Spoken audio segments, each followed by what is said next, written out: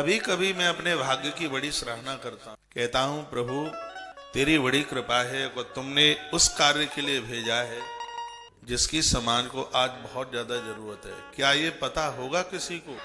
यदि ये 3 कार्य आप नित्य करते हैं तो घर में रहते हुए भी भगवान नारायण के मंदिर में दर्शन करने का सौभाग्य प्राप्त होता है।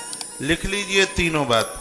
क्या क्या है? द्विजांगा कांचन स्पृष्ट्वा ततो विष्णुम ग्रहेम ब्रजेत। नित्य आपको पूजा से पहले या पूजा के बाद में इन तीनों का दर्शन होता है। ब्राह्मण, गऊ और कंचन। कंचन कहते हैं सोना। यदि इसलिए पूजा में ये सोना अलंकार के लिए, आभूषण के लिए नहीं है, इसमें सतोगुण की प्रवृत्ति है। यहां तक ग्रंथ में वर्णन किया गया, यदि व्यक्ति को भारी क्रोध आता है और काबू से बाहर हो जाता है, सोने का कोई आभूषण गंगा जल में डालिए रात भर और कुछ दिनों तक वह गंगा जल उसको पिला दीजिए।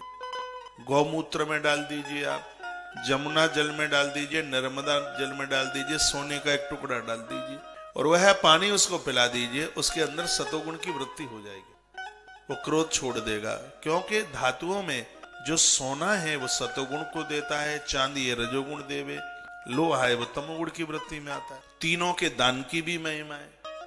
तो अब पूजा में अंगूठी पहनते हैं शुद्धता पवित्रता के लिए। आपके शरीर से कहीं स्वर्ण टच करता है तो कोई सूतक पातक वाला व्यक्ति भी आपको छू लेता है और आपको पता नहीं है तो उसका कोई असर नहीं होता। इस ग्रंथ में भी सोने की इतनी बड़ी महिमा बताई कि आपको नित्य इन तीनों का दर्शन, 3 ब्राह्मण, गाय और कंचन, ये तीनों का रोज जो स्पर्श करता है उसको विष्णु मंदिर में जाने का नित्य सौभाग्य प्राप्त होता है। ऐसा मत्स्य पुराण के अंतर्गत स्पष्ट लिखा है। ध्वज गौ कांचन स्पृष्ट्वा ततो विष्णु ग्रहम ब्रजे। ध्वज ब्राह्मण को कहते, ब्राह्मण के चरण छूने का मौका मिल जाए, सौभाग्य मिल जाए। अब हम तो ये कुछ कह दें तो लोगों को बड़ा दर्द होता पेट में, कहा ये तो जाति वाली बात कर, और ऐसा है नहीं बिल्कुल।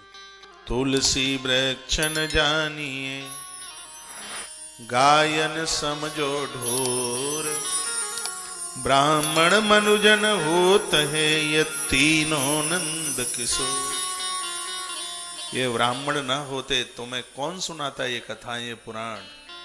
ये जितनी ये विवाह की पद्धति बनाई है, 7 फेरे भांवरे, ये कौन? महात्मा श्वेत केतु की दोन है, महात्मा उद्दालक का बेटा, उसकी देन है। ये जितना भी ये परंपरा बनाई है, ये अष्टावक्र मुनि जी के सगे मामा थे। वो इतना बड़ा विद्वान महात्मा था। तो हमें इन ऋषियों ने, इन ब्राह्मणों ने बहुत कुछ दिया है।